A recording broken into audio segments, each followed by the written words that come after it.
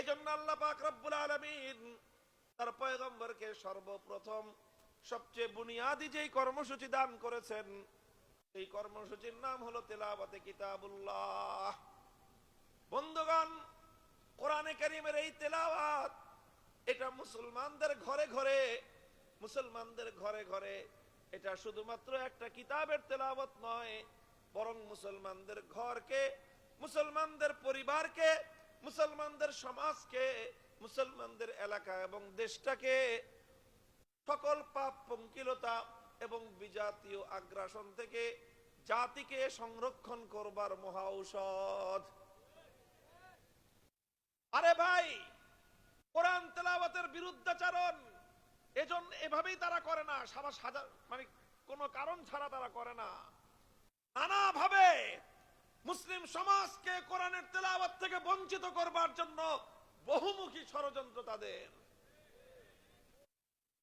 আগে এক সময় আমাদের দেশের সাধারণ শিক্ষা প্রতিষ্ঠান, স্কুলের সময় শুরু হতো এমন একটা সময়, এই 8টা 9টা 10টা সকালবেলা সাবাহি মক্তবে বাচ্চারা কোরআন তেলাওয়াত শিখতো। নানা কৌশলের মাধ্যমে কিন্ডারগার্টেন এটা সেটা নাম দিয়ে ঘরে ঘরে, পাড়ায় পাড়ায়, মহল্লায় মহল্লায়।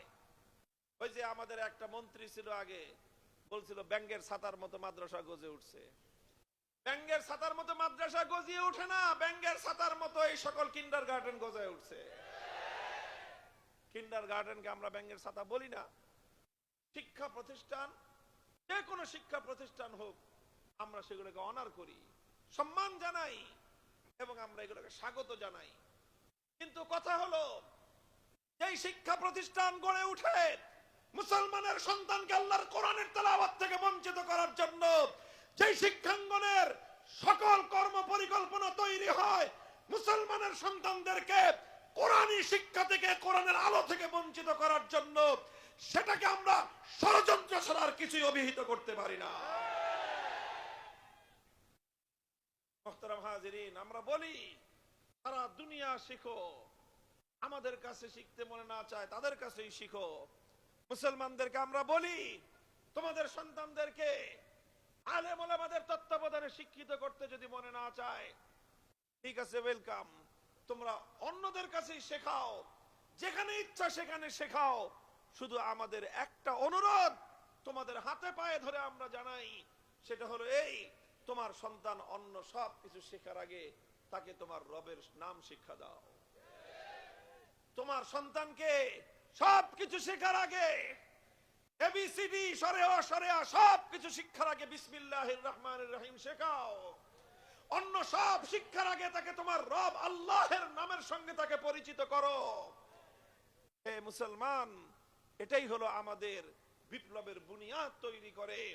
কচি হৃদয়ের ভিতরে আল্লাহর কোরআনের তেলাওয়াতের বীজ যখন রোপণ করে দেওয়া হয়, এরপরে তুমি দুনিয়ার তাকে যেখানেই পাঠাও, ইনশাআল্লাহ শিশু বয়সে যেই সন্তান আল্লাহর কোরআনের শিক্ষা গ্রহণ করেছে, নাসার বিজ্ঞানী হয়ে চাঁদের দেশে গেল, তার পক্ষ থেকে আল্লাহর কোরআনের নূর বিচ্ছুরিত হবে ইনশাআল্লাহ। আমাদের বুনিয়াদি বিপ্লবী কর্মসূচি হলো এটাই ভাই।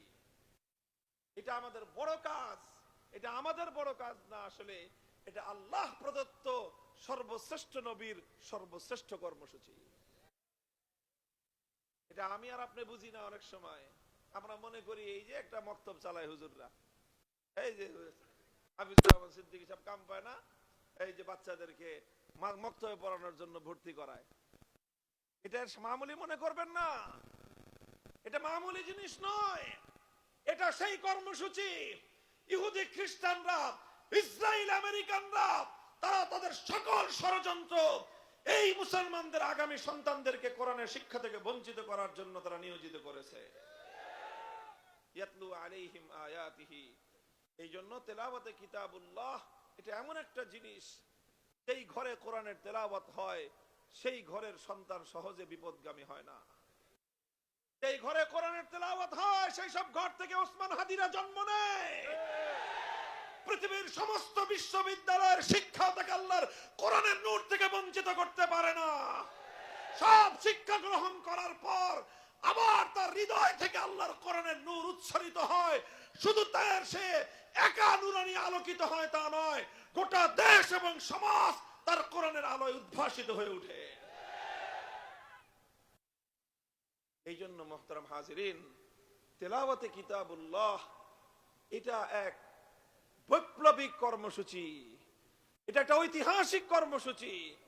পৃথিবীতে অন্য সব শক্তির মোকাবেলা করার মতো হাতিয়ার পাশ্চাত্যের কাছে আছে, ইহুদি খ্রিস্টানদের কাছে আছে, আধিপত্যবাদী ভারতের কাছে আছে। সব হাতিয়ার মোকাবেলা করার শক্তি তাদের কাছে আছে, আল্লাহর কোরআনের শক্তির মোকাবেলা করার মতো কিছু তাদের কাছে নাই, কিচ্ছু নাই। এই জন্য ওরা এটাকে অ্যাটাক করে, এটার উপর আগ্রাসন চালায়। এই অস্ত্র যেন মুসলমান হাতে তুলে নিতে না পারে, মুসলমানের পক্ষে যেন আল্লাহর কোরআনের এই শক্তি যেন পুঞ্জীভূত না হয়, এটাই তাদের ষড়যন্ত্রের মূল জায়গা। মুহতারাম হাজিরিন, এই জন্য বলেছিলাম ইয়াতলু আলাইহিম আয়াতিহি, সর্বপ্রথম রাসূল আকরাম সাল্লাল্লাহু আলাইহি ওয়াসাল্লামের বুনিয়াদি কাজ ছিল কোরআনে কারীমের তেলাওয়াতের গুঞ্জরণ উম্মতের ঘরে ঘরে, উম্মতের কণ্ঠে কণ্ঠে, উম্মতের বুকে বুকে আল্লাহর কোরআনের এই তেলাওয়াতের আমানতকে রক্ষা করা, এই আমানত সঁপে দেওয়া, যেন উম্মতের প্রতিটি ফর্দ, উম্মতের প্রতিটি ব্যক্তি, উম্মতের প্রতিটি নারী পুরুষ, উম্মতের প্রতিটি শিশু আবাল বৃদ্ধ বনিতা, প্রত্যেকটা মানুষ যেন আল্লাহর কোরআনে কারীমের তেলাওয়াত শিখতে পারে এবং আল্লাহর কোরআনের তেলাওয়াতে অভ্যস্ত হয়। বলেন আজ মুসলমানরা সবচেয়ে বেশি যেই জিনিসটা থেকে বঞ্চিত হয়েছে, মুসলমানদের ঘরে রাত 12টা-1টা পর্যন্ত টিভি চলে, গান বাদ্য হয়, ধুমধারাক্কা সমস্ত বিনোদনের আয়োজন চলতে থাকে, নর্তকীরা নাচতে থাকে, টেলিভিশনের পর্দায় গায়িকাদের গান চলতে থাকে, আর মুসলমানদের ঘরগুলো, অনুষ্ঠানগুলো উম্মাতাল নাচ গানে উত্তাল হয়ে ওঠে। মুসলমানদের ঘরগুলো সকাল বেলায় ঘুমে বিভোর হয়ে থাকে, মরা লাশ যেরকম কবরস্থানে শুয়ে থাকে, প্রতিটি মুসলমানের ঘর সকাল বেলার দীর্ঘ একটা সময় মরা লাশের মতো পড়ে থাকে। একটা ঘর থেকে আল্লাহর কোরআনের তেলাওয়াতের আওয়াজ শোনা যায় না। কোথায় আমাদের পতনটা ঘটেছে চিহ্নিত করার চেষ্টা করেন, ইতিহাস পড়েন, হাদিসের পাতাগুলো পড়েন। রাসূল আকরাম সাল্লাল্লাহু আলাইহি ওয়াসাল্লাম প্রতিদিন বা অনেক দিনই এমন হতো, শেষ রজনীতে আল্লাহ নবী মদিনার অলিতে গলিতে ঘুরতেন, শেষ রাতে অলিতে গলিতে ঘুরতেন। কেন ঘুরতেন? এক একজনের বাসা থেকে, কার ঘর থেকে কোরআনে কারীমের কেমন তেলাওয়াতের সুর ভেসে আসে, আল্লাহ নবী নিজের কর্ণকুহর দিয়ে সেটা শোনার চেষ্টা করতেন। এমন কোন ঘর থাকতো না, এমন কোন ঘর খুঁজে পাওয়া যাবে না মুসলমানদের বিজয়ের যুগে, মুসলমানদের উত্থানের সেই সময়টায়, মুসলমানদের স্বর্ণালী সেই যুগে। আল্লাহর কসম খেয়ে বলি, মদিনার শহরে এমন একটা ঘর ছিল না যেই ঘরের শেষ রজনীতে সেই ঘরের নারী পুরুষ শিশু নির্বিশেষে প্রত্যেকটা মানুষের কণ্ঠে আল্লাহর কোরআনের তেলাওয়াতের সুমধুর ধ্বনি প্রতিধ্বনিত না হতো, এমন একটা ঘর পাওয়া যাবে না। ওয়ায়ুআল্লিমুহুমুল কিতাব, আল্লাহর পয়গম্বরের 2 নম্বর কর্মসূচি ছিল কি? তালিমে কিতাব। 1 নম্বর ছিল তেলাওয়াতে কিতাব, 2 নম্বর ছিল তালিমে কিতাব। তালিমে কিতাব মানে তেলাওয়াতে কিতাবুল্লাহ থেকে এক মুসলমানও বঞ্চিত হবে না। 100% মুসলমান 100% কোরআনের তেলাওয়াতকারী হবে। কথা পরিষ্কার? ছেলে হোক মেয়ে হোক, ছেলে হোক মেয়ে হোক। আরে ভাই, ওলামায়ে কেরাম আর কি করবে বলেন? যত রকম আয়োজন থাকতে পারে মুসলমানের সন্তানকে কোরআনের তেলাওয়াত শিক্ষার জন্য আলেম ওলামারা সব রকম ব্যবস্থা করেছে। আজকাল ওলামায়ে কেরাম মেহনত করে আফটার স্কুল মাকতাব করেছে, বাচ্চাদেরকে স্কুলে পড়ান। আপনার স্কুল টাইমের সাথে শিডিউল ঠিক রেখে 1 ঘন্টার জন্য বাচ্চাকে আফটার স্কুল মাকতাব নামে সারা দেশব্যাপী এক বিপ্লবী কর্মসূচি চলছে আলেম ওলামাদের নেতৃত্বে। 1 ঘন্টা সময় দেন আপনার বাচ্চাকে। প্রত্যেকটা এলাকা এলাকা আফটার স্কুল মাকতাব গড়ে উঠেছে, ওখানে দেন না 1 ঘন্টা। আপনার ছেলে স্কুলে পড়ুক, তারপরে কলেজে পড়বে, ভার্সিটিতে পড়বে, সারা দুনিয়া জয় করবে। আফটার স্কুল মাকতাব 1 ঘন্টা পড়বে, অথবা সবাহি মাকতাব 1 ঘন্টা পড়বে। আর এখন তো আলহামদুলিল্লাহ প্রতিটি মাদ্রাসায় এমন আধুনিক কারিকুলামে আমরা বাচ্চাদেরকে পড়াচ্ছি। এই যে মাদ্রাসা আপনারা দেখলেন এখন প্রদর্শনী, এখানে ছোট ছোট বাচ্চাদেরকে যেই বয়সে আমরা ক্লাস 5 অথবা ক্লাস 3 পর্যন্ত বাচ্চাদেরকে আমরা সাধারণ শিক্ষায় শিক্ষিত করে দিচ্ছি, যে কোনো স্কুলের শিক্ষার্থীদের সাথে আমাদের মাদ্রাসার ক্লাস 3 ছাত্ররা কম্পিটিশন করতে প্রস্তুত, প্রত্যেকটা সাবজেক্টে প্রস্তুত। বাংলা, অঙ্ক, ইংরেজি সহ যতগুলো সাবজেক্ট, প্রতিটা সাবজেক্টে তারা কম্পিটিশন করবে। ইন দ্য মিন টাইম আলহামদুলিল্লাহ কোরআনে কারীমের বিশুদ্ধ তেলাওয়াত, শুধু বিশুদ্ধ তেলাওয়াত নয়, জাতীয় এবং আন্তর্জাতিক পর্যায়ে কম্পিটিশন করার মতো যোগ্যতা সম্পন্ন তেলাওয়াত সে শিখবে। এই মিয়া হুজুররা আর কি করবে বলেন? আর কি করবে হুজুররা? সব দোষ তো হুজুরদের। হুজুররা পাঞ্জাবি বড় বড় পরে জামা, দেশে কাপড়ের দাম বাড়ায় দিচ্ছে, না? হুজুরদের কোনো প্রোডাক্টিভিটি নাই। ইংলিশে বলে মাঝে মাঝে, আবার ওই যে মাঝখানে একটা বের হয়েছিল না, আব্দুল লতিফ সিদ্দিকী, আমার হুজুর আশরাফ আলী সাহেব হুজুর আহমদুল্লাহ আব্দুল লতিফ কাযযাবী সিদ্দিকী হয়ে গেল। কি যে হজের কোনো প্রোডাকশন নাই, শুধু রিডাকশন। ইংলিশে বলছে, অনেকে বুঝেন নাই। প্রোডাকশন নাই, রিডাকশন মানে হলো খালি খরচ হয়, আয় নাই। বুঝেন নাই? কয় হুজুররা তো দেশের অর্থনৈতিক উন্নয়নে কোনো ভূমিকা রাখে না।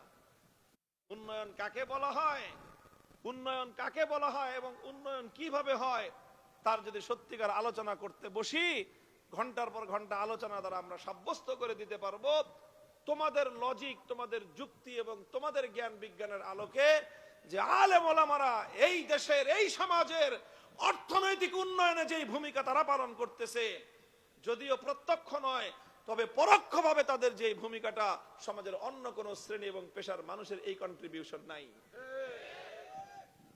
যাই হোক, তেলাওয়াতে কিতাব বাচ্চাদেরকে, প্রত্যেক ব্যক্তি, মুসলমানদের মধ্যে এক ব্যক্তিও থাকবে না যে কোরআনে কারীমের তেলাওয়াত করতে পারে না।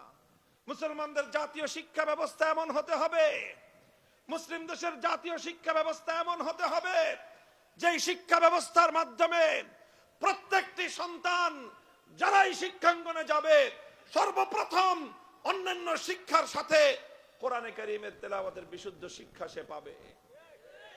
প্রাইমারি স্কুলে গানের শিক্ষক নিয়োগ দাও, নাচানাচির শিক্ষক নিয়োগ দাও, কিন্তু আমরা বছরের পর বছর বলে আসতেছি যে প্রাইমারি স্কুল মুসলমানদের ট্যাক্সের পয়সায় চলে, মুসলমানদের সন্তানরা সেখানে পড়ে, মুসলমানদের ট্যাক্সের পয়সায় সেখানকার ভবন তৈরি হয়, টিচারদের বেতন হয়, সব আমাদের ট্যাক্সের পয়সায় হয়।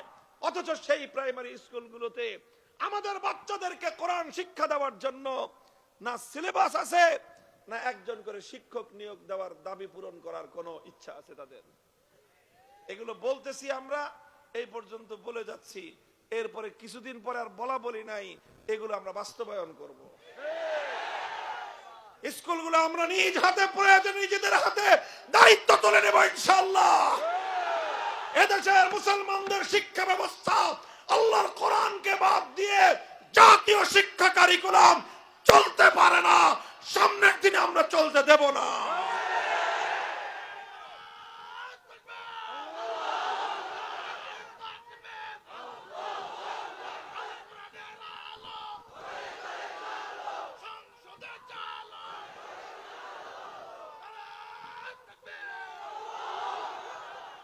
কাজেই তিলাওয়াতে কিতাবুল্লাহ উলামায়ে কেরাম নিজেদের দায়িত্বে করছেন, আলেম সমাজ আমরা নিজেরটা খেয়ে নিজেরটা পড়ে আমাদের ভক্ত অনুরক্তদের সহযোগিতায় রাষ্ট্রের কোন ধরনের পার্টিসিপেশন ছাড়া, উইদাউট এনি পার্টিসিপেশন, তোমাদের কোন ধরনের অংশগ্রহণ ছাড়া কোটি কোটি মুসলমানের সন্তানদেরকে আমরা শিক্ষিত করতেছি, কোরআনের শিক্ষা দিচ্ছি, অন্যান্য শিক্ষা দিচ্ছি। এটা আমরা করতেছি। আমাদের পরবর্তী স্টেপ হলো আমরা তো আমাদেরটা করবো ইনশাআল্লাহ। জাতীয় শিক্ষা কারিকুলাম, প্রাথমিক প্রাইমারি স্কুলগুলো কোরআনী শিক্ষা থেকে শূন্য থাকতে দেওয়া হবে না। আমরা আটঘাট বাঁধতেছি ইনশাআল্লাহ, আমরা সেই প্রস্তুতি নিচ্ছি। আমরা আমাদের এই জাতিকে, যারা এই আগ্রাসন যারা চালাতে চায়, কালচারাল আগ্রাসন, সাংস্কৃতিক আগ্রাসন আমাদের সন্তানদের এই জাতির মগজ ধোলাই করতে চায়। এই বিজাতীয় আগ্রাসন থেকে, আধিপত্যবাদী শক্তির আগ্রাসন থেকে এই জাতির আগামী প্রজন্মকে রক্ষা করতে হলে তাদেরকে শুরু থেকেই তাদের মন মস্তিষ্কের মধ্যে আগ্রাসন বিরোধী প্রোটেকশন কোরআনের শিক্ষা দিয়ে দিতে হবে। কোরআনের শিক্ষাকে আমি কি বললাম? আগ্রাসন বিরোধী প্রোটেকশন। তুমি যতই আগ্রাসন চালাও, কোরআনের যদি শিক্ষা থাকে সেটা তোমার সমস্ত আগ্রাসন থেকে আমাদের সন্তানদেরকে প্রোটেক্ট করবে ইনশাআল্লাহ। ভাই, আমি বারবার অন্য সাবজেক্টে যাই, আবার ফিরে ফিরে আমাকে আমার এই জায়গায় নিয়ে আসে আমার আবেগ, আমার ভালোবাসা কোরআনের প্রতি এবং উম্মতের প্রতি আমাদের যে দায়িত্ববোধ, সেটা আমাকে বারবার এখানে নিয়ে আসতেছে কথাটা। আমি আপনাদেরকে বলি, প্রত্যেকে যার যার জায়গা থেকে, আপনি হতে পারেন স্কুলের টিচার, আপনি হতে পারেন কলেজের শিক্ষক, আপনি হতে পারেন কলেজের বা স্কুলের গভর্নিং বডির সদস্য, একজন পরিচালনা পরিষদ সদস্য হতে পারেন। আপনারা আপনাদের জায়গা থেকে উদ্যোগগুলি গ্রহণ করেন, আপনারা আপনাদের জায়গা থেকে উদ্যোগগুলো গ্রহণ করেন, আলেম ওলামাদের হাতকে শক্তিশালী করেন। আপনারা মনে রাখবেন, এই জাতিকে রক্ষা করার জন্য আলেম ওলামাদের হাতকে শক্তিশালী করা ছাড়া বিকল্প কোনো রাস্তা নাই। প্রমাণ হয়ে গেছে, বাকি সকলকে আগ্রাসী শক্তি, আধিপত্যবাদী শক্তি সবাইকে কিনতে পারে, আলেম সমাজ বিক্রি হয় নাই, বিক্রি হয় না কোনোদিন।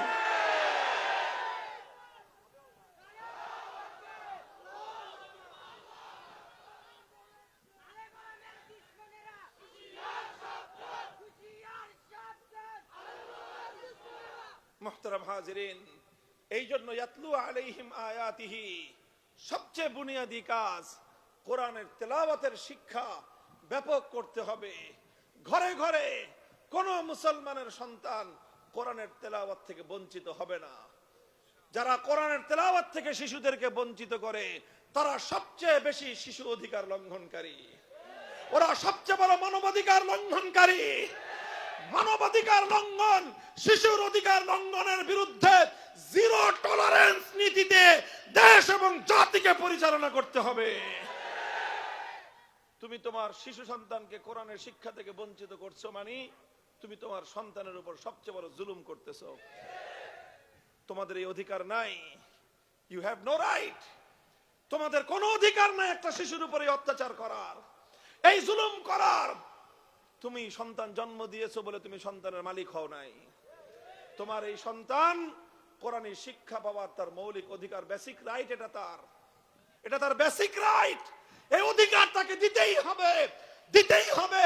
কোন মুসলমানের সন্তান যেন আগামীর বাংলাদেশে কোরআনী শিক্ষা থেকে বঞ্চিত হতে না পারে। আমরা তার রাজনৈতিক, রাষ্ট্রীয়, প্রশাসনিক এবং সর্বশেষ সামাজিক ভাবে আমরা এটাকে প্রতিরোধ গড়ে তুলবো ইনশাআল্লাহ। আল্লাহর পয়গম্বরের 2 নম্বর শিক্ষা হলো, কর্মসূচি ছিল তালিমে কিতাব। তালিমে কিতাবের অর্থ হলো এই, যেই তেলাওয়াত আল্লাহর নবী প্রথম শেখালেন, এরপরে দ্বিতীয় ধাপে হলো কোরআনের মর্ম বুঝানো। কোরআনের মর্ম বুঝানো, কোরআনের মিনিং বুঝানো, যে তুমি যেটা তেলাওয়াত করো নিয়ে ব্যাপী সর্বশ্রেষ্ঠ শিক্ষা কোর্স। ওয়ায়ুআল্লিমুহুমুল কিতাব, রাসূল আকরাম সাল্লাল্লাহু আলাইহি ওয়াসাল্লাম বিভিন্ন ভাবে উম্মতকে কোরআনে কারীমের মর্ম বোঝাতেন, মর্ম শিক্ষা দিতেন, এবং সাহাবায়ে কেরাম তারা কোরআনে কারীমের মর্ম বোঝার জন্য দীর্ঘ দীর্ঘ সাধনা করতেন। 3 নম্বর কর্মসূচিরে সেটার মর্ম বুঝালেন। এবার 3 নম্বর কর্মসূচি হলো তালিমে হিকমত। তালিমে হিকমতের অর্থ কি? তালিমে হিকমতের অর্থ হলো, যেটা এতদিন তোমাকে থিওরিটিক্যালি কোরআনের যেই মর্ম বুঝিয়েছি, এবার সেটা সমাজে জীবনে প্র্যাকটিক্যাল করে দেখানো হবে। বুঝেন না এই কথাটা?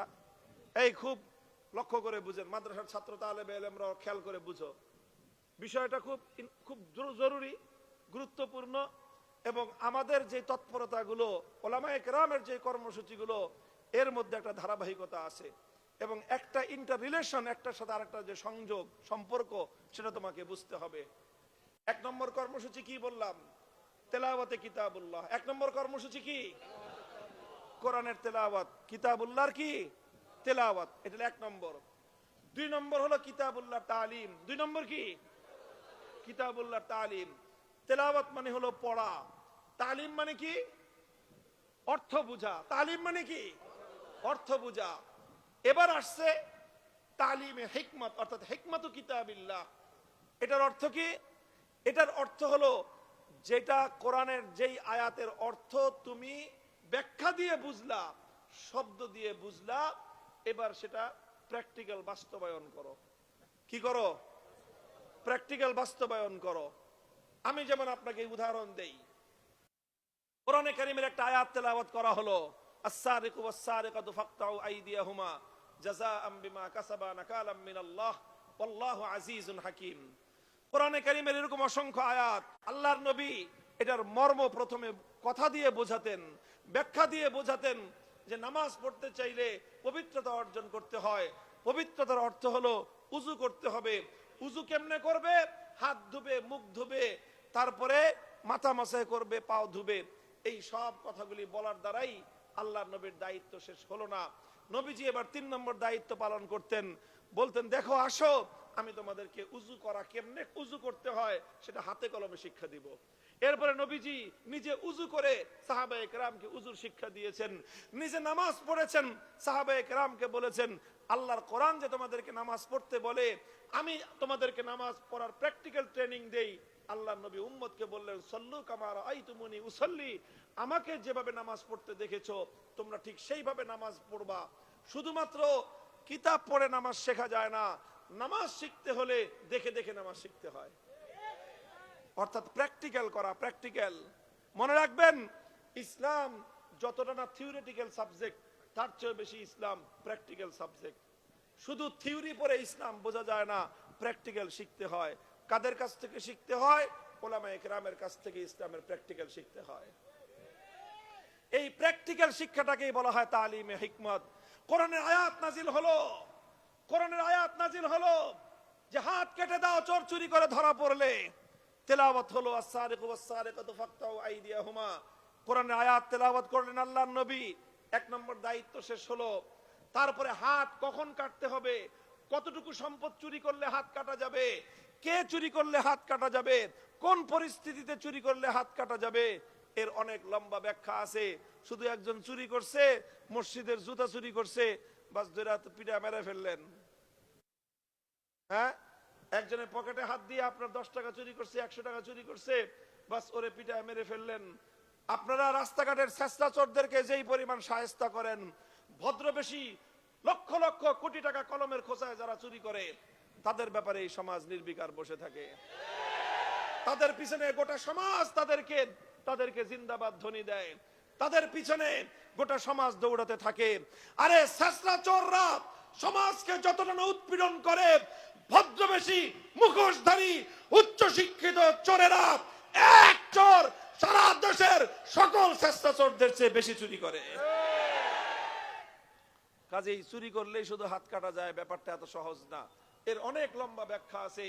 এটা আল্লাহর নবী সাহাবায়ে কেরামকে ব্যাখ্যা দিয়ে বুঝালেন যে কোন চোরের হাত কাটা যাবে, কখন হাত কাটা যাবে, কিভাবে হাত কাটা চোরের অপরাধ কিভাবে প্রমাণ হইতে হবে, কেমনে প্রমাণ হলে কিভাবে হাত কাটতে হবে, বিস্তারিত সব ব্যাখ্যা আল্লাহর নবী শিক্ষা দিলেন। এখানে দায়িত্ব শেষ হলো না।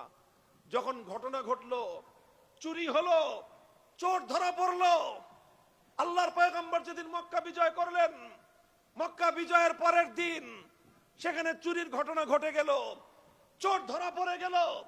সাধারণ কোন চোর নয়, সম্ভ্রান্ত পরিবারের চোর, এক মহিলা চোর, নাম হলো তার ফাতেমা। সাধারণ কোন ঘরের মেয়ে না, একটা উচ্চ বংশের, সম্ভ্রান্ত বংশের মেয়ে।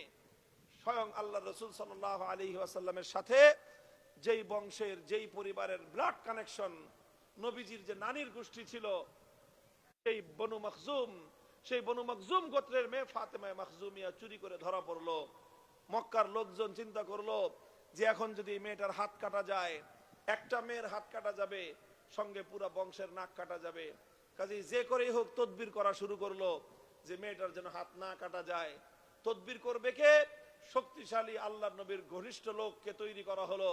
উসামা ইবনে যায়েদকে বলা হলো, তুমি গিয়ে, সম্পর্কে তো তোমার দাদা লাগে, তোমাকে অনেক বেশি ভালোবাসে, তুমি গিয়ে তোমার দাদা মুহাম্মদ সাল্লাল্লাহু আলাইহি ওয়াসাল্লামকে বলবা যে ইয়া রাসূলুল্লাহ, এই যে মামলাটা আসতেছে, এই মামলার আসামি কিন্তু আপনার নানির বাড়ির লোক, কাজে আপনি একটু এটাকে ম্যানেজ করে নিয়েন।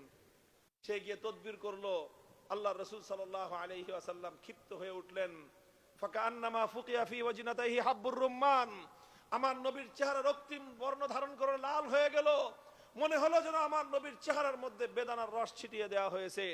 নবীজি উসামাকে ধমক দিলেন, উসামা আতাশফাউ ফি হাদ্দিম মিন হুদুদিল্লাহ, আল্লাহর কোরআনের বিধান বাস্তবায়ন হবে, তুমি তদবির বাণিজ্য নিয়ে আসছো, খবরদার আর কোনোদিন যেন তোমাকে আমি আল্লাহর কোরআনের কোন বিধান বাস্তবায়নের পথে তদবির করে বাধা দেওয়ার জন্য তোমাকে আমি না দেখি। উসামাকে ধমক দিয়ে বিদায় করলেন। নবীজি বুঝতে পারলেন এটা শুধু উসামা একার কাজ নয়, উসামা অল্প বয়স্ক মানুষ, সে বুঝতে না পেরে আমার কাছে এসে বলেছে উসামার পিছনে বিরাট এক গোষ্ঠী আছে, এটা অন্য কোনো গোষ্ঠী নয়, স্বয়ং আমার মক্কার কুরাইশের গোষ্ঠী, আমার নানির বাড়ির লোক, আমার গোষ্ঠীর লোকজন। তারা মনে করেছে আগে যেরকম নেতার ভাগ্নি চুরি করলে, নেতার পোলা চুরি করলে, নেত্রীর ছেলে চুরি করলে, আপনজনরা চুরি করলে, চেয়ারম্যানের মামু, মন্ত্রীর দুলাভাই, এমপির শালা, এরা অপরাধ করলে তো কোনো শাস্তি নাই, কাজেই তারা মনে করেছে এখনো বুঝি সে আগের সিস্টেম। বুঝছে না, বুঝছে না, বুঝছেননি ঘটনাটা? আল্লাহর নবী বুঝলেন যে শুধু উসামাকে একা ধমকালে হবে না, এই জাহিলিয়াত মক্কার প্রতিটা মানুষের অন্তরে অন্তরে গেঁথে আছে। আমরা যেই বিপ্লব করেছি, মক্কার মানুষের হৃদয়ের ভিতর থেকে সেই জাহিলিয়াতের শেকড় উপড়ে ফেলতে হবে। নবীজি ফালাম্মা কানাল আশিয়্যু, বিকাল বেলায় আল্লাহর নবী নামাজের পরেই বাইতুল্লাহ কাবা শরীফের সামনে দাঁড়িয়ে গেলেন। মক্কার লোকজনদেরকে জমায়েত করে নবীজি একটা ভাষণ দিলেন। বললেন যে দেখো, ইন্নামা হালাকা মান কানা ক্বাবলাকুম ইযা সারাকা ফীহিমুদ দাঈফ আকামু আলাইহিল হাদ ওয়া ইযা সারাকা ফীহিমুশ শরীফ তারাকুহু, তোমাদের পূর্ববর্তী অনেক জাতিকে আল্লাহ পাক ধ্বংস করে দিয়েছেন। অপরাধ একটাই ছিল, দুর্বল যখন অপরাধ করত, যদি অপরাধ দুর্বল মানুষ করে, ওই যে হিরোইনজি অপরাধ করছে, ঠেলা গাড়িওয়ালা অপরাধ করছে, রিক্সাওয়ালা চুরি করছে, অথবা মেহনতি মানুষ, গরিব দরিব, এই শ্রেণীর মানুষ যখন অপরাধ করত, তখন সেই দুর্বল মানুষের উপর আইনের শাসন 100 ভাগের জায়গায় 200 ভাগ কায়েম করে। ধর এটারে, এখন ন্যায় বিচার প্রতিষ্ঠা করো, আইনের শাসন কায়েম করো, দুর্বলের উপর দিয়ে আইন মারায়। আল্লাহর নবী বলেন ওয়াইজা সারাকা ফীহিমুশ শরীফ তারাকুহু, সেম অপরাধ কোন একজন প্রভাবশালী ব্যক্তি করত, সেম অপরাধ যখন তাদের মধ্যে কোন শিল্পপতি করত, কোন সম্ভ্রান্ত মানুষ যখন করত, যখন ক্ষমতাসীন কোন মানুষ যখন সেই অপরাধ করত, তখন সেই প্রভাবশালী ক্ষমতাসীনের উপর তখন আর আইনের শাসন কায়েম করে না।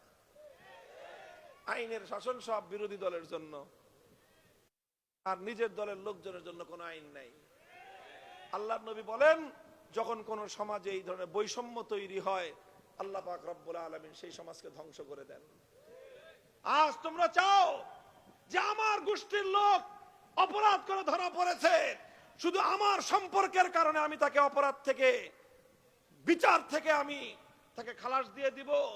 খবরদার, মনে রেখো, আজ যদি আমার নানির গোষ্ঠীর ফাতেমা নামনি মেয়ে না হয়ে, ওয়াল্লাহি লাউ আন্না ফাতিমা বিনত মুহাম্মাদিন সারাকাত লাকাতাতু ইয়াদাহা, যদি আমার মেয়ে কলিজার টুকরা ফাতেমা যদি আজকে চুরি করে ধরা পড়তো, আমি আল্লাহর নামের কসম খেয়ে বলি আমি তার হাত কেটে দিতে এতটুকু দ্বিধা করতাম না। এটার নাম হলো তালিমে হিকমত।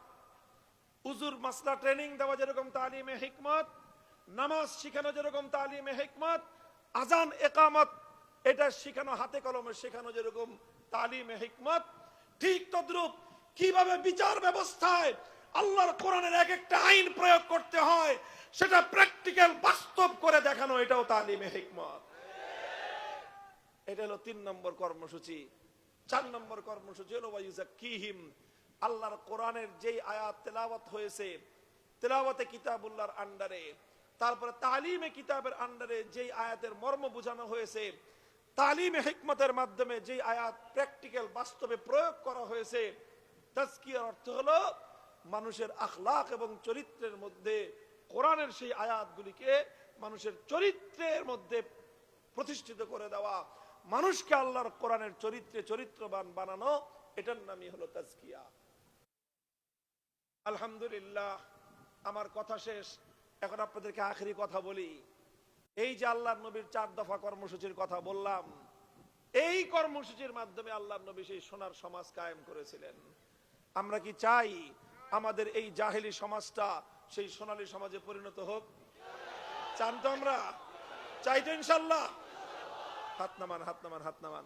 এবার শুনেন, এই 4 কর্মসূচি আলহামদুলিল্লাহ এদেশের আলেম সমাজ নিরবচ্ছিন্ন ভাবে, নিরলস ভাবে এদেশের হক্কানি উলামায়ে কেরাম এই 4 কর্মসূচি অব্যাহত ভাবে চালিয়ে যাচ্ছে। বলবেন কিভাবে চালিয়ে যাচ্ছে? তেলাওয়াতে কিতাবুল্লাহ, আলহামদুলিল্লাহ এই জমিনে উলামায়ে কেরামের প্রতিষ্ঠিত মক্তব, হিফজ বিভাগ, সাবাহি মক্তবগুলো জাতির প্রত্যেকটি সন্তানকে কোরআনের তেলাওয়াত শিক্ষা দেওয়ার চেষ্টা করতেছে। এদেশের মাদ্রাসাগুলো মুসলমানদের সন্তানদেরকে কোরআনের মর্ম শিক্ষা দেওয়ার জন্য 10 থেকে 12 বছরের শিক্ষা সিলেবাসের মাধ্যমে চেষ্টা করতেছে। তারপর আসলে তালিমে হিকমত, দাওয়াতুল হকের মাধ্যমে উম্মতের এক ফরিক, এক দল উলামায়ে কেরাম নামাজ, রোজা, তারপরে উযু, আযান, ইকামতের এই বিষয়গুলোর প্র্যাকটিক্যাল তালিম দিচ্ছে। আরেক দল উলামায়ে কেরাম দাওয়াত এবং তাবলীগের মেহনতের নামে মানুষকে ঘর থেকে বের করে আল্লাহর রাস্তায় নিয়ে তাদেরকে সেখানে প্র্যাকটিক্যাল ভাবে আল্লাহর দ্বীনের তালিম, কোরআনের তালিম দিচ্ছে। আর কিছু বিষয় আছে যেগুলো দাওয়াতুল হকের লোকেরাও বলবে না, কিছু বিষয় আছে যেগুলো দাওয়াত এবং তাবলীগের ভাইয়েরাও বলবে না।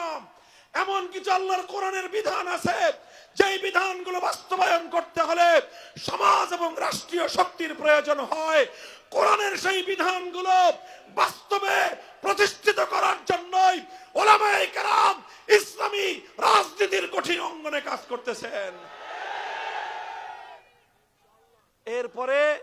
এরপরে আখেরি কাজ তাজকিয়ার জন্য, উম্মতের মানুষের চরিত্রের মধ্যে আল্লাহর কোরআনী আখলাক পয়দা করার জন্যই হক্কানি উলামায়ে কেরাম, মাশায়েখে ইজম বিভিন্ন খানকাহের মাধ্যমে এবং ইসলামী কর্মসূচির মাধ্যমে, তারা আত্মশুদ্ধির মেহনতের মাধ্যমে উম্মতের আখলাকের মধ্যে কোরআনী চরিত্র সৃষ্টি করার কাজ করতেছেন। কাজেই সবগুলি কর্মসূচি এক সূত্রে গাঁথা। এগুলোই হলো আল্লাহর নবীর বৈপ্লবিক কর্মসূচির বুনিয়াদ। কাজেই মনে রাখতে হবে, এই কর্মসূচিগুলোর যে কোনো একটার যে বিরোধিতা করে, সে সময় একটা কর্মসূচির বিরোধিতা করে না, স্বাধীনতা ইসলামের পূর্ণ কর্মসূচি করে।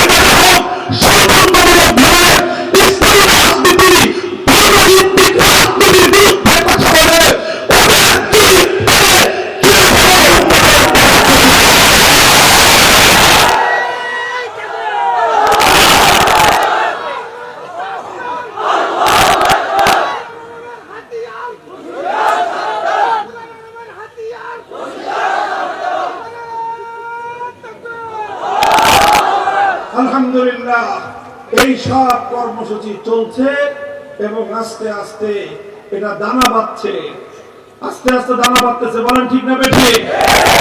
যারা মনে করো যে হুজুরদেরকে খুব দুর্বল দেখা যায়, ধাক্কা দিলেই পড়ে যাবে, তোমরা বোকার স্বর্গে বসবাস করতেছো। হুজুরদের মক্তবগুলো এরকম লড়বড়ে দেখা যায়, ভাঙ্গা কুড়ে ঘরের মক্তব মনে হয়, ধাক্কা দিতে এসে দেখো এই ভাঙ্গা কুড়ে ঘরের কোরআনী মক্তবকে ধাক্কা দিতে গিয়ে দ্য গ্রেট ব্রিটেন ভেঙ্গে টুকরো টুকরো হয়ে গেছে। ব্রিটেন ভেঙ্গে গেছে, কোরআনের মক্তব ভাঙে নাই। যারা আজ মনে করো মুখের ফুৎকার দিয়ে আল্লাহর জমিন থেকে কোরআনী ব্যবস্থাকে বাংলার জমিন থেকে বিদায় করে দিবে, উৎখাত করে দিবে বলেই তোমরা বোকার স্বর্গে বসবাস করছো। তোমরা তোমাদের স্বপ্ন দেখছো, আর আমরা পরিকল্পনা করছি। আমরা এদেশের মানুষকে স্বপ্ন দেখাচ্ছি ইনশাআল্লাহ, আল্লাহর রহমতের উপর ভরসা করে। বাংলার মানুষ আজ আলেম সমাজের নেতৃত্বে আস্থা রেখে যেভাবে তারা ঐক্যবদ্ধ হচ্ছে, আমরা বাংলার মানুষকে প্রতিশ্রুতি দিয়েছি, যদি ইনশাআল্লাহ আল্লাহর রহমত শামিলে হাল হয়, আগামীর বাংলাদেশ হবে ইসলামের বাংলাদেশ, খেলাফতের বাংলাদেশ, আল কোরআনের বাংলাদেশ।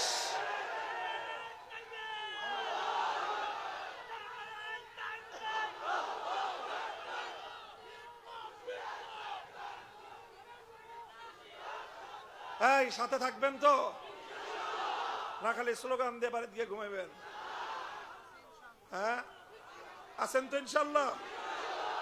হ্যাঁ, শুধু মুখের কথা দিয়ে বিপ্লব আসে না। বাংলা ভাষায় একটা কথা বলে, মুখের কথা দিয়ে চিরা ভিজে না, চিরা ভিজাইতে হলে পানি লাগে। ঠিক তদ্রূপ বিপ্লব এমনি আসে না। বিপ্লবের জন্য প্রথমে ঘাম ঝরানো পরিশ্রম করতে হয়। পরিশ্রম শুধু হুজুররা করবে? হুজুররা তো আলহামদুলিল্লাহ আল্লাহর দ্বীনের জন্য উৎসর্গিত আছেই। সাধারণ মানুষ আলেম ওলামাদের সাথে জুড়তে হবে, ঘাম ঝরানো মেহনত করতে হবে। করবেন তো ইনশাআল্লাহ? এরপরে দ্বিতীয় মেহনত হবে চোখের পানি দিয়ে আল্লাহর কাছে সাহায্য চাইতে হবে। যেইভাবে জুলাই বিপ্লবের আগে এদেশের নারী, শিশু, পুরুষ, আবাল, বৃদ্ধ, বনিতা তারা অকাতরে চোখের অশ্রু নজরানা দিয়ে আল্লাহর কাছে সাহায্য চাইছিল ঘরে ঘরে, ঠিক ওইভাবে আল্লাহর কাছে সাহায্য চাইতে হবে। এরপরে ঘাম আর অশ্রু দিয়ে যখন এইভাবে একটা পরিবেশ তৈরি হবে, চূড়ান্ত পর্যায়ে শেষ ধাক্কা দেওয়ার জন্য একটা শহীদি ঈদগাহ লাগবে। কিসের ঈদগাহ? নামাজের ঈদগাহ তো আছেই, শহীদি ঈদগাহ লাগবে, শহীদি ঈদগাহ।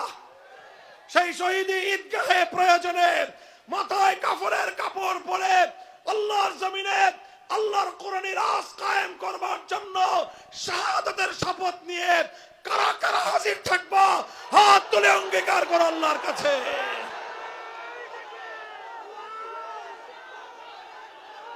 ইনশাআল্লাহ। এই এগুলো শুধু কথার কথা?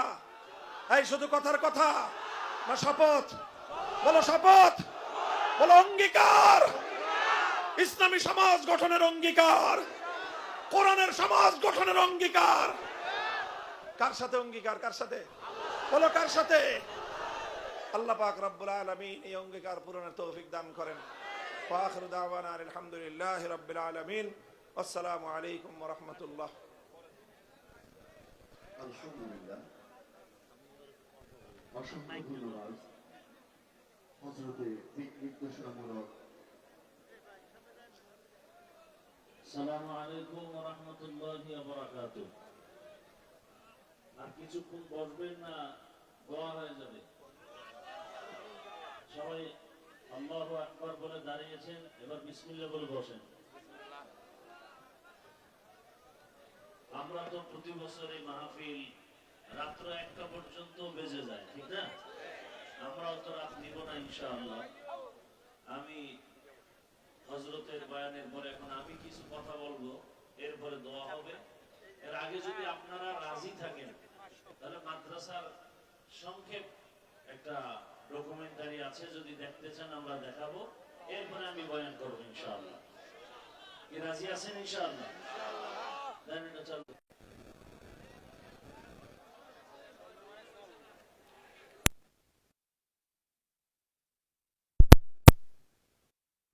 বিশেষভাবে আমরা সবাই শান্তশিষ্টভাবে বসে যাই। আমাদের আজকের এই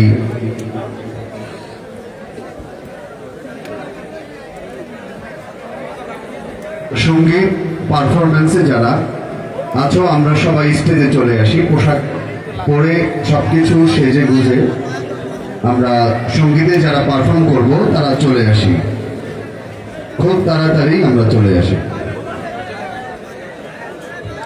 সবার প্রতি বিনীত অনুরোধ, আপনারা আমাদের আগন্তুক মেহমান। আমরা এমন কোনো আওয়াজ বা উচ্ছৃঙ্খল আচরণ করব না যাতে আমাদের আয়োজনে বিঘ্নতা সৃষ্টি হয়। সবাই শান্তশিষ্টভাবে বসে পড়ি। কুয়াকাটা হুজুর বিনীতভাবে আপনাদের অনুরোধ জানাচ্ছি।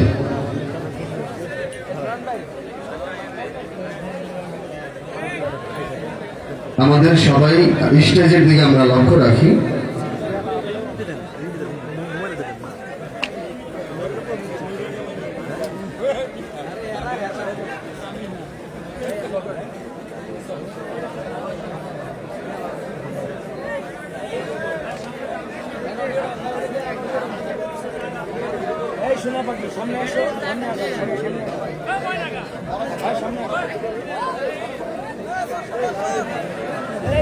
সবাই একটু বসি, ধৈর্য ধারণ করে।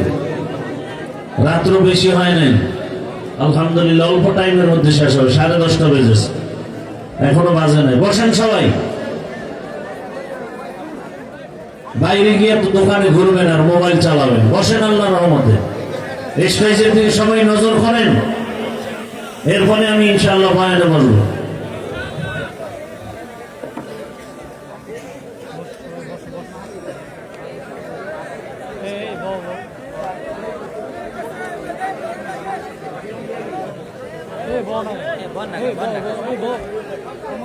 এটা বুঝতো করবো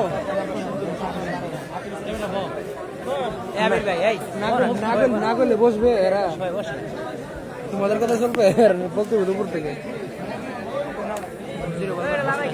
তুমি বলতে না বললে বসবে না।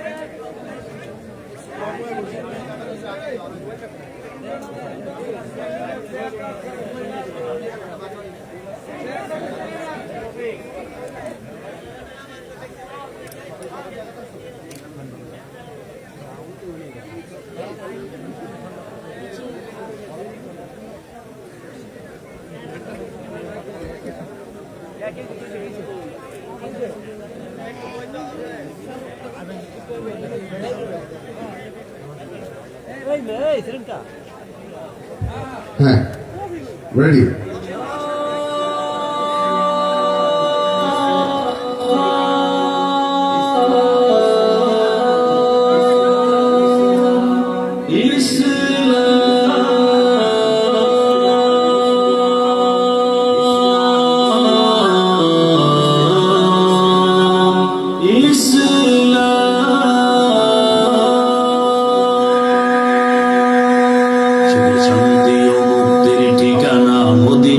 ইসলাম এ যে কোরআন হাদিস সুন্নতে নববী যাহার নাম।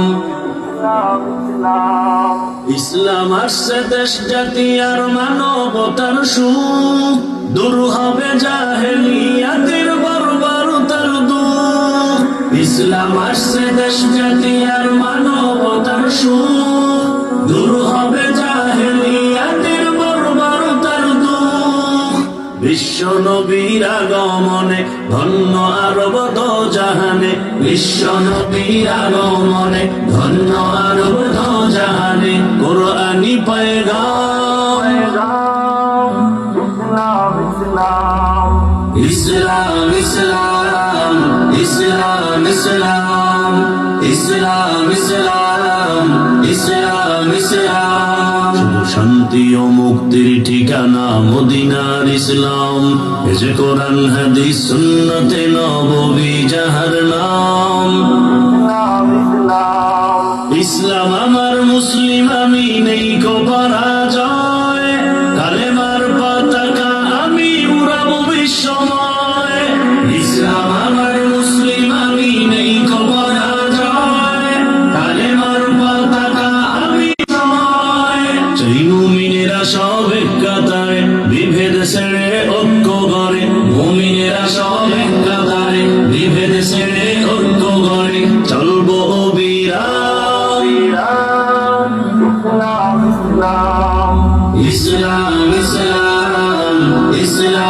ইসলাম ইসলাম ইসলাম ইসলাম ইসলাম শুধু শান্তি ও মুক্তির ঠিকানা মদিনার ইসলাম এ যে কোরআন হাদিস সুন্নতে নববী যাহার নাম ইসলামী দেয় গড়তে সফল জীবনের সব দিক অন্য সব মানব রচিত অশান্তি ফের দিক ইসলামী দেয় গড়তে সফল জীবনের সব দিক অন্য সব মানব রচিত অশান্তি ফের দিক আরে দিন শরিয়ত ছেড়ে দিলে ইহকাল ও পরকালে দিন শরিয়ত ছেড়ে দিলে ইহকাল ও পরকালে করুণ পরিণাম ইসলাম ইসলাম ইসলাম ইসলাম ইসলাম ইসলাম ইসলাম ইসলাম শুধু শান্তি ও মুক্তির ঠিকানা মদিনার ইসলাম এ যে কোরআন হাদিস সুন্নতে নববী যাহার নাম